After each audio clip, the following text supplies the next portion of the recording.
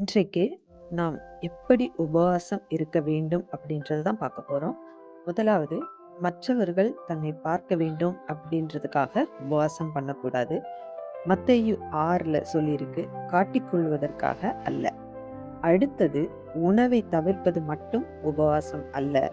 உலக சத்தத்தை குறைத்து நாம் தேவ சத்தத்தை கேட்க முற்பட வேண்டும்.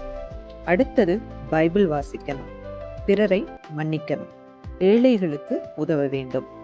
உங்கள் உடல்நிலைக்கு ஏற்றவாறு உபவாசத்தை தேர்ந்தெடுங்க. ஒருவேளை ஃபுல் டைமா இருக்கலாம், இல்லை ஒரு நேரம் இருக்கலாம். சில பேர் காய்கறி பழங்கள் மட்டும் சாப்பிடுவாங்க. பைபிள்ல தானியேல் அப்படிதான் பண்ணாரு. அடுத்தது, நீர்ச்சத்து குறையாமல் இருக்க தண்ணீர் குடிங்க. ஒருவேளை உங்களுக்கு பிபி சுகர் ஏதாவது இருந்துச்சுன்னா கவனமா ஃபாலோ பண்ணுங்க. தேவனுக்கு நன்றி செலுத்த மறந்துடாதீங்க. ஸோ, சாப்பிடாம வயிற்றை காலியா வைக்கிறது மட்டும் உபவாசம் அல்ல. நம்முடைய மனம் தேவனுடைய அன்பால உண்மையாக நிறைக்கப்பட்டிருந்தால் மட்டும் போதும். அதுதான் உண்மையான உபவாசம். இந்த வீடியோ உங்களுக்கு பிடித்திருந்தா மறக்காம உங்க ஃப்ரெண்ட்ஸுக்கு ஷேர் பண்ணுங்க, லைக் பண்ணுங்க, நம்முடைய சேனலை சப்ஸ்கிரைப் பண்ணுங்க. நன்றி.